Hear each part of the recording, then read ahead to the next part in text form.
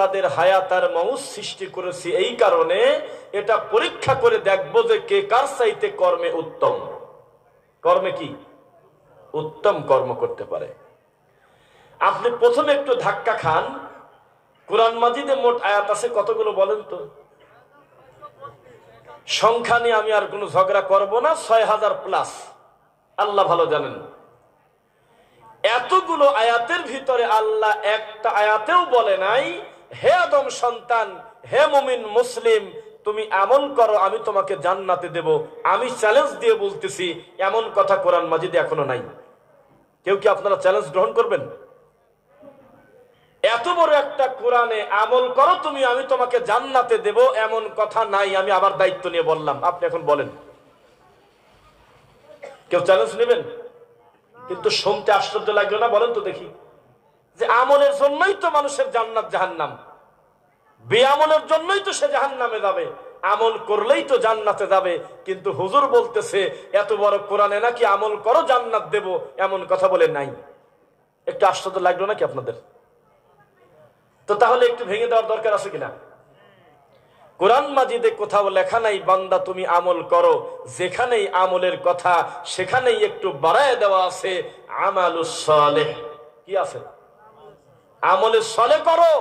শুধু আমল ফেরাউনও করছে, শুধু আমল আলীর বাপ আবু তালেবও করছে, কাফের। শুধু আমল আবু জেহেলও করেছে, কারণ লাত মানাত উজ্জাতকে আল্লাহর কাছাকাছি ডাকা এটা তার কাছে কোনো খারাপ কিছু ছিল না, এটা তার ইবাদত, এটা তার আমল। ফেরাউন বলেছিল আমার আধিপত্য বিস্তার করতে গিয়ে তিনি বলেছিলেন যে তোমরা আমার ইবাদত করো, আমার মাধ্যমে তোমরা রবের কাছে যাও। তার মানে তিনি আমল করতেন। আবু জেহেল হজ করেছেন, আল্লাহর নবীর সাথে কাবা ঘরের তাওয়াফের দিকে দিকে ঘুরেছেন আর বলেছেন ইয়া মুহাম্মদ হালুম্মা ফালনাবুদ মা তাবুদ ওয়া তাবুদ মা নাবুদ, হে মুহাম্মদ আসো আমরা মিলেমিশে ইবাদত বন্দেগী করি, কিছুদিন আমরা নামাজ পড়ি, কিছুদিন তুমি আমাদের সাথে পূজা দাও। তো যেই লোকটা নামাজ পড়তে চাচ্ছে এটা কি একটা আমল না?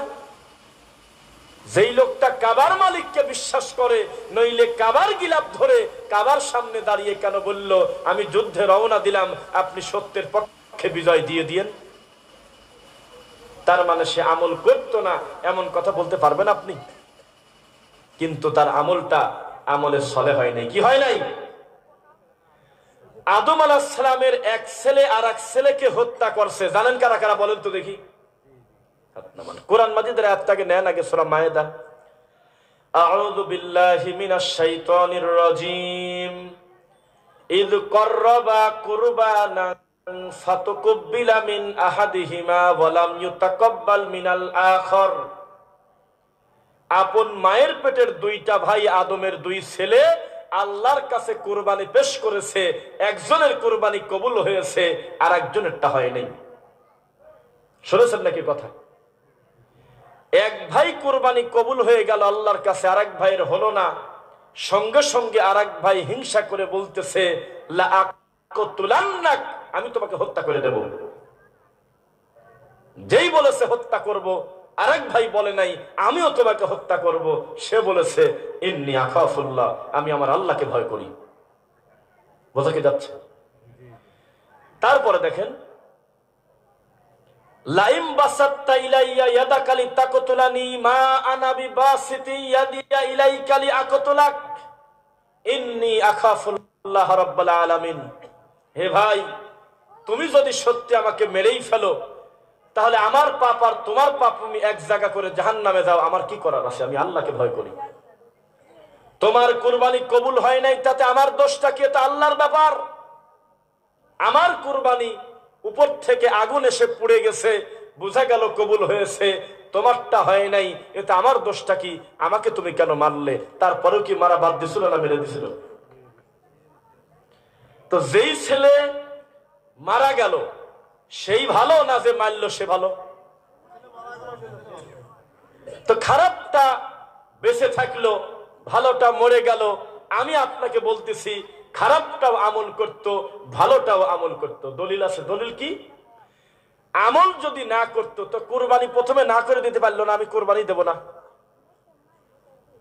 শোনেন নাই, যদি আল্লাহকে বিশ্বাস না করত, আল্লাহ যে একজন তা যদি মন থেকে না মানতে পারতো তো কুরবানি দিচ্ছে কি কামে? ও তো বলতেই যায় আমি হলো খারাপ লোক, আমি কুরবানি দেব কেন?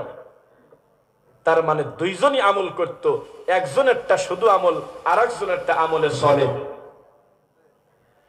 নূহ আলাইহিস সালামের ছেলে পানিতে ডুবে যাচ্ছে, পরিস্থিতি বড় জটিল, বলল তুমি উঠে পড়ো।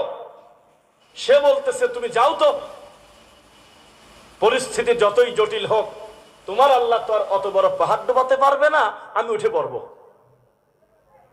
তোমার কি কথা কয় না? তোমার কি? তো তোমার ভগবান বললো না কেন? বলেন, উত্তর দেন। তোমার কেউ নাই তা বললো না কেন? তার মানে ডুবে যাওয়ার আগ পর্যন্ত সেও আমল করত, সে জানতো যে উপরে একজন আছে, কিন্তু আমলে চলে করে নাই।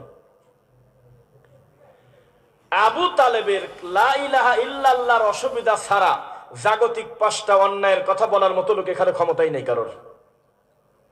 বরং যারা নিজেদেরকে সুন্নি বলে দাবি করে তাদের দৃষ্টিতে আবু তালেব খুব ভালো লোক, কারণ সে আমার নবীকে পাহারা দিয়েছে, আমার নবীকে কষ্ট দেয় নাই। যারা দিয়েছে পারলে তাদের সাথে বিরোধিতা করেছে। একটা জায়গায় শুধু গলদ ছিল, সেটা হলো লা ইলাহা ইল্লাল্লাহ। এইটা না থাকার কারণে আবু জেহেল সারা জীবন শয়তানি করে জাহান্নামে যাবে, আবু তালেব একটু শয়তানি করে জাহান্নামে যাবে। এবার আপনাদের কাছে আমার জিজ্ঞাসা বক্তব্যের শুরুতে, লা ইলাহা ইল্লাল্লাহর দাম কম না বেশি? অথচ আপনাদের এই হাট গোপালপুরে লা ইলাহা ইল্লাল্লাহ হলো ফকিরের ভিক্ষে চাওয়ার দোয়া। আর আল্লাহর দৃষ্টিতে, রাসূলের দৃষ্টিতে লা ইলাহা ইল্লাল্লাহ হলো জান্নাতের চাবি। একটা অমুসলিম যদি 1000 কোটি টাকা দান করে আল্লাহর কাছে 1টা টাকার নেকি পাবে না। দুনিয়াতে কল্যাণ হবে সেটা ভিন্ন কথা, আল্লাহর কাছে কোনো কিছু নাই। আর আপনি একটা মুমিন 10টা টাকা দান করলে কত হাজার কোটি পাবেন বিচারের মাঠে, আল্লাহ ভালো জানে। কেন? দুইজনের পার্থক্য, একজনের আছে লা ইলাহা ইল্লাল্লাহ, আর একজনের নাই লা ইলাহা ইল্লাল্লাহ। বোঝা কি যাচ্ছে? সামনে আছে সম্মানী মানুষ। তো মুহাম্মদ সাল্লাল্লাহু আলাইহি ওয়াসাল্লাম আমাদের শিখিয়েছে, শোনো, লাকিনু মাউতাকুম লা ইলাহা ইল্লাল্লাহ। একটা বাক্য বলবো বাংলায় যেটা খুব চলে, যদিও শব্দটা কোরআন হাদিসের বিরোধী না, তবে কথাটা হুবহু এইভাবে না থাকলেও অন্য হাদিসের দৃষ্টিতে চলে। কি? শেষ ভালো যার, সব ভালো তার। দলিল, মান ক্বালা আখিরুল কালাম লা ইলাহা ইল্লাল্লাহ দাখালাল জান্নাহ। কোন মানুষের মুখের একেবারে লাস্টের বাক্য যদি হয় লা ইলাহা ইল্লাল্লাহ, এটাই যদি তার শেষ কথা হয়, আর কোনো পাপ করার টাইম না পায়, তাহলে লোকটা জান্নাতে চলে যাবে। তাহলে লা ইলাহা ইল্লাল্লাহর দাম নাই না? মান ক্বালা লা ইলাহা ইল্লাল্লাহ দাখালাল জান্নাহ, কেউ যদি পড়ে লা ইলাহা ইল্লাল্লাহ, সে জান্নাতে যাবেই। মুসলিম হিসেবে বহু অন্যায় করে ফেলেছে, পাপ করে ফেলেছে, সেটা ভিন্ন কথা, তার জন্য শাস্তি হবে। তবে আল্লাহ চাইলে একদিন তার কালেমার কারণে সে জান্নাতে যাবে ইনশাআল্লাহ। এই ছেলেদের এক জায়গায় বসেছেন কেন? ফাঁকে দাও, ফাঁকে দাও। এই ওঠো, একসাথে দুইজন বসো না, ওঠো ওঠো। এই শোনেন না কেন? প্রত্যেকটা বাচ্চাকে আলাদা করে দেন একসাথে। তুমি ওঠো, তুমি ওঠো, তুমি ওঠো। এই শোনো, প্রত্যেকটা মিনিটের দাম আমাদের কাছে আছে, প্রত্যেক বাচ্চাকে আলাদা আলাদা করে বসায় দেন। তো লা ইলাহা ইল্লাল্লাহ কিসের চাবি? তো এখন আমরা যে আবার একটু কমায় নিয়ে আসছি, জান্নাতের চাবি হলো নামাজ। হাদিসটা তো শুদ্ধ না, কারণ জান্নাতে যাওয়ার যেই যেই বড় মাধ্যম, তার একটা বড় অংশ হলো নামাজ। এ কথা ঠিক। তবে শুধু নামাজকে জান্নাতের চাবি বললে রমজান মাসের রোজা আবার কোনতে আসলো? সামর্থ্যবানের হজ কোথায় গেল? আর্থিক সচ্ছল ব্যক্তির 2.5% জাকাতের টাকা কোথায় গেল? আর যদি বলেন যে লা ইলাহা ইল্লাল্লাহ জান্নাতের চাবি, এর ভিতরে নামাজও আছে, রোজাও আছে, হজও আছে, জাকাতও আছে, সবই আছে। আমার কথা বোঝেন নাই মনে হয়। তাহলে মুহাম্মদুর রাসূলুল্লাহ সাল্লাল্লাহু আলাইহি ওয়াসাল্লাম যদি বলে তুমি করো, আপনি করবেন না? তিনি যদি বলে তুমি বাদ দাও, আপনি বাদ দিবেন না?